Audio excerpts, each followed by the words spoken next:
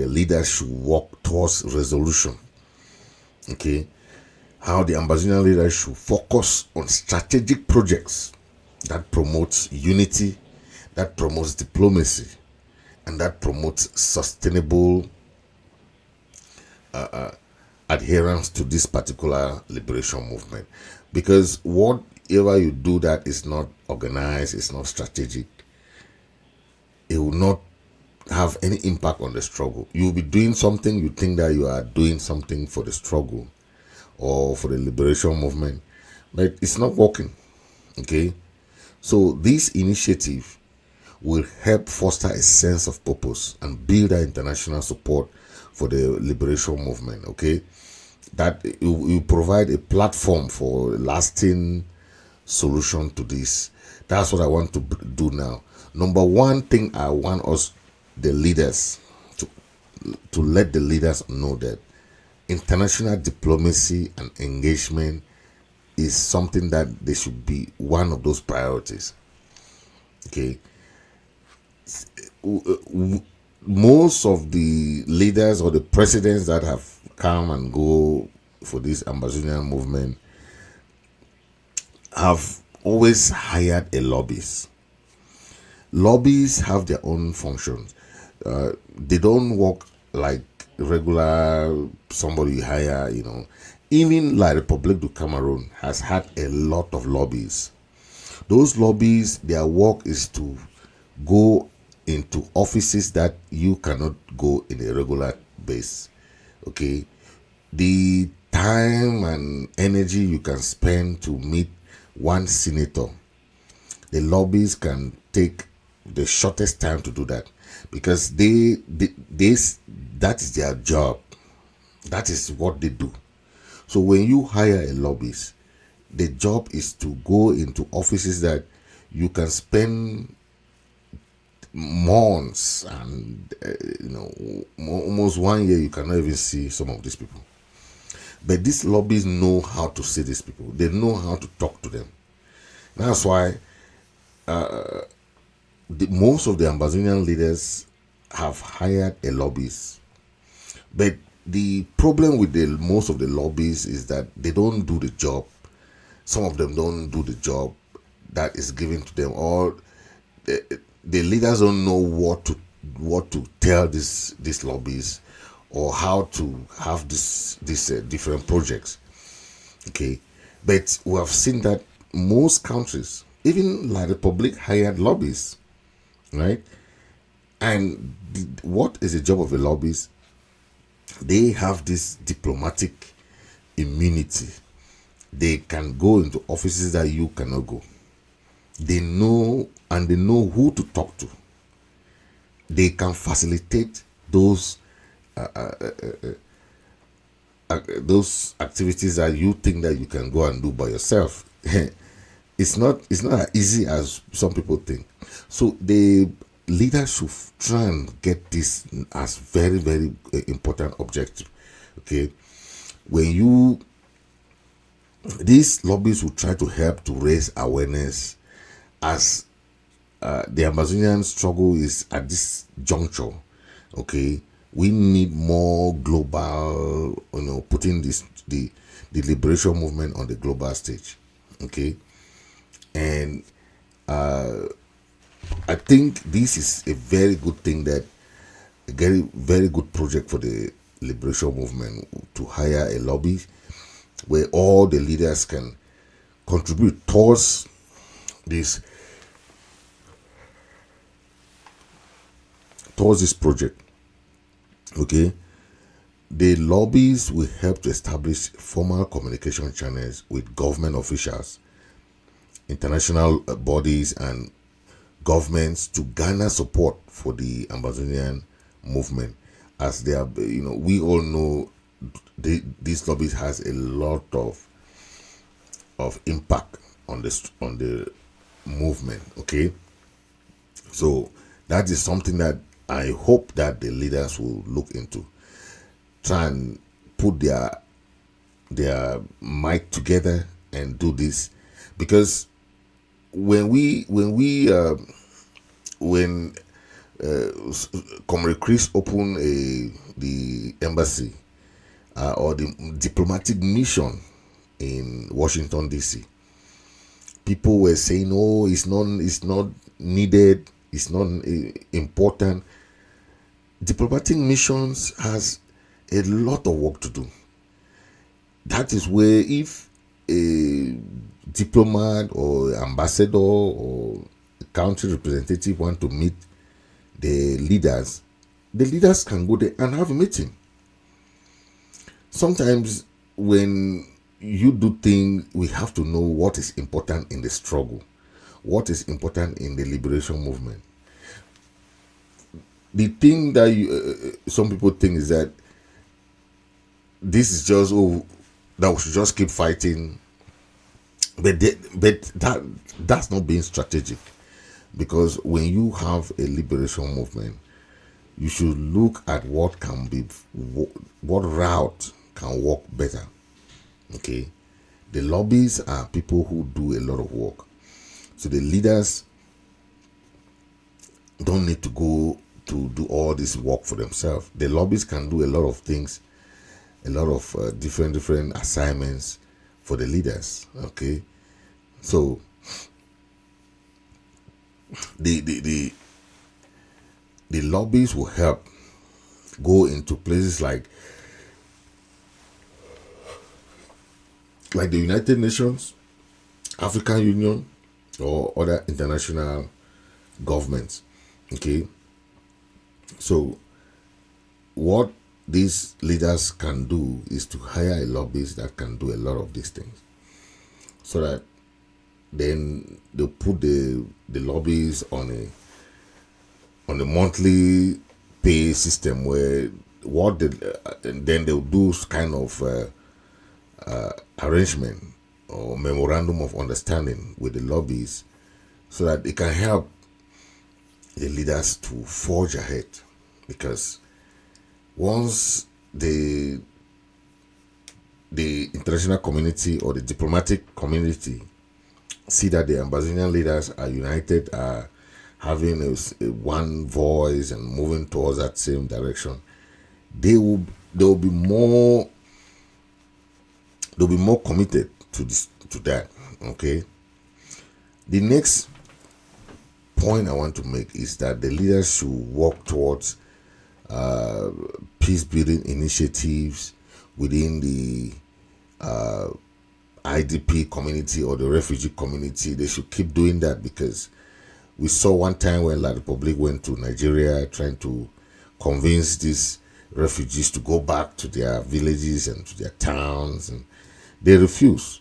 Okay, the Department of Health Services has been doing a lot of work in that direction, and we've seen a lot of projects back in Nigeria where they visit, some leaders visit the refugees, and we are very grateful for that.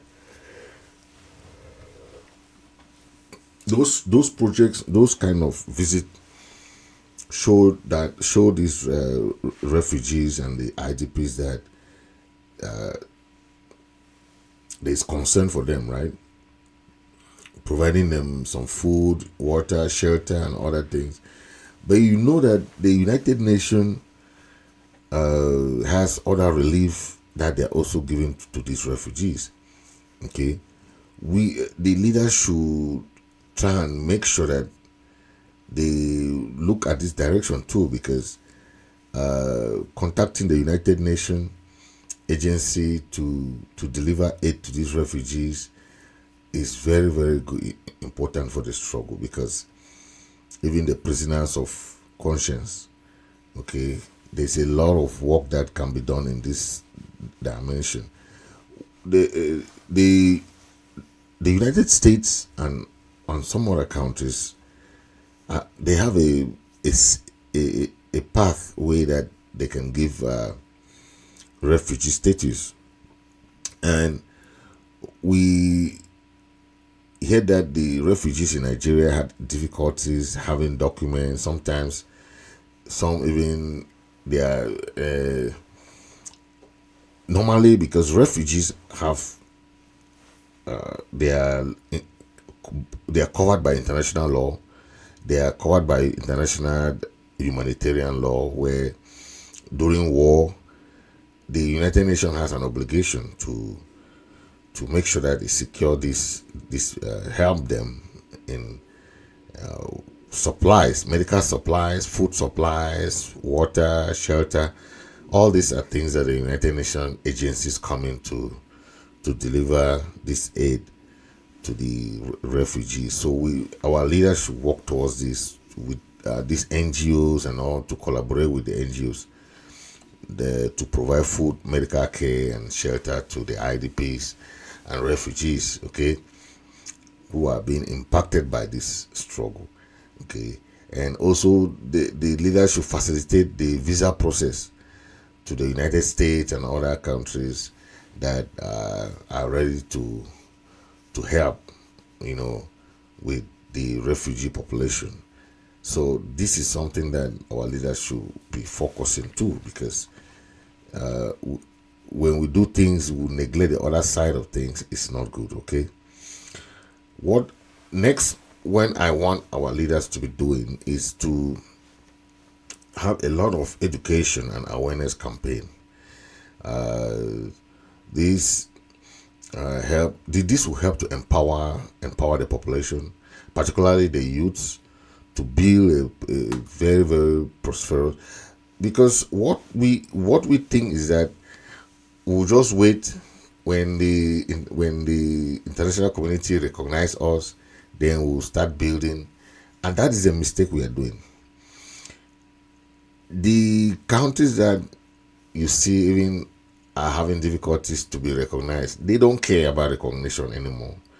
They establish their government, they start building their country, and that's it. When you start waiting for, I want this country to recognize me before we'll start building our country, before we'll start building a government, before we'll start building this, that's the problem with Ambazonians. It would take years, if not decades, for countries to recognize Ambazonia. So the earlier you start building, empower the population, empower the youths, educate the Ambazonian population about their rights and the importance of peaceful advocacy, such as civil disobedience and ghost town. These are things that we should let them understand why they are doing the ghost town. We're making sure that civil disobedience, the ghost town, is something that is good to show as proof of their dissatisfaction and their, okay, it's not something that they are doing just because they want to stay home, or no, they should educate the local population, okay.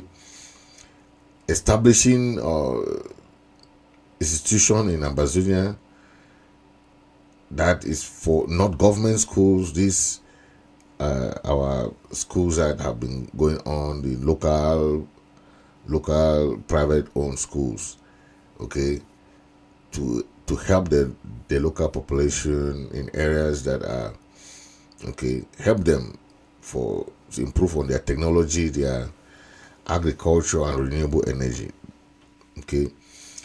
Prioritize education is good, because a lot of things are going on within the community that we need to inform the local population about what's going on, inform them about their own rights, their civic education, they should know their rights, they should know, so that it will help them to understand any initiative within the context of the liberation movement, okay. Then the leaders need to lay emphasis on the media, okay, so that they can control the narrative and ensure accurate representation of the Ambazonian cause. Some people don't understand that media has a lot of thing to do, okay. That's why La Republic You see them going to arrest journalists, going to arrest this, but they are still using that old method. Instead of counteracting, going to do more, the Cameroon government instead spend time to arrest journalists, torture journalists, try to curb free speech, and so on and so forth. But the more you do that, the more you put yourself into trouble. Okay, and that's what has landed La Republic into trouble, where you see a lot of these journalists have been killed, arrested, incommunicado, and so on and so forth. That is what La Republic misses. But the Ambazonian leaders should take advantage of these lapses to act on that, okay, to control the narrative, okay. We should launch different media outlets. The mistake some like Cameroon government is doing is that if they have one television, then they can control it.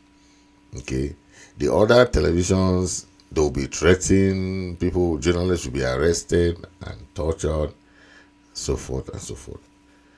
So at the end of the day, the leaders need to have these projects to open as many as radio station, television, social media channels, okay, so that they can control the media outlets. They can make sure that what is coming out from there is unbiased reporting of the conflict, okay, and also the Ambazonian goal. But what we see is that more of training these local journalists and activists, okay, in ethical journalism to promote peace, unity, and awareness is important. What you do is that you train these journalists, put them into some courses. They should be professional, helping to come back and work for the struggle, for the liberation movement. Okay, that is a project that the leaders should embark on. Another project I look at is the one that they should strengthen the regional governance and autonomy, okay, by building a governance structure that is representative, inclusive, and capable of sustaining Ambazonia post-conflict. Okay, that is what I think should be done by the leaders, to develop a framework for local and regional governance, okay, focusing on transparency, accountability, and public participation. This is something that is very important, okay, to involve the women, the children, the youths, the marginalized communities in decision making. Okay, we don't look at the communities to make decisions. We think that, oh, they cannot say anything about this, about that, but that is a mistake. Okay, if we give, because even at the end of the day, if there's a referendum today, they're not going to be coming to diaspora to hold a referendum. They'll be holding a referendum in Ambazonia. So whatever is happening, the leaders should take note about that. Okay.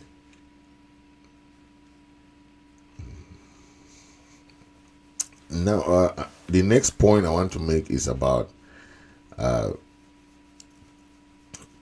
kind of peace building and dialogue, peace building initiative that can really work for the liberation movement. Okay, the peace building initiative it focuses more on building bridges. Okay, foster dialogue between Ambazonian leaders, the Cameroonian authorities, and other stakeholders. Create a structured network for peace negotiation with the Cameroonian government.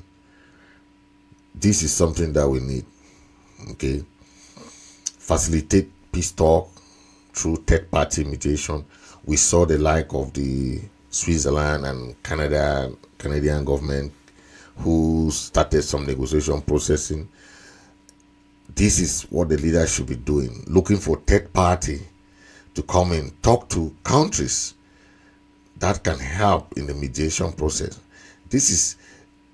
It must not be like Republic, trying to introduce the negotiation talk and who to talk to. No, we, the leaders, can do more about that to initiate any country, to talk to countries that can help in the negotiation process. Because if you wait and think that country will just come from nowhere, no. Okay, these countries can do a lot of facilitation and help in the peace building process. Okay, very, very important. The last one is about protection of human rights for the Ambazonian people. Try to build a security framework that ensures safety. Okay, establish a community-based security framework to ensure safety and stability. Okay, this will help, especially to establish a professional and accountable forces. Those restoration fighters should be train the local to understand what is human right. Most of these fighters don't care. They do a lot of things. It's the same with La Republic military, where they go against the law. They say the law is not important to them. But the leaders have to conscientize these Ambazonian restoration forces to understand that anything you do has consequences later. Okay, they should help in protecting the local population. That is the local population that also help you when you are in need. The ARF to be trained to understand human rights and conflict resolution. Okay, to build trust within the communities that they are, because those communities are the ones that protect them. Okay, the communities are the ones that protect them, so they have a lot of work to do in that direction to help this. The leaders to help this to happen. Okay. So to end this show, we have exhausted some points for the leaders to take home. Okay, by helping this project, the leaders should create all this that I've discussed about resolving the conflict, fostering unity, okay, building a sustainable future for the people of Ambazonia. Okay, focusing on this strategic project will not only foster the necessary infrastructure and it will help the local community to develop for themselves. Okay, to think that only when they have everything before they can achieve something. No, what the little resources they have, they can still build on that. Okay, thank you for watching. God bless you. God bless Ambazonia.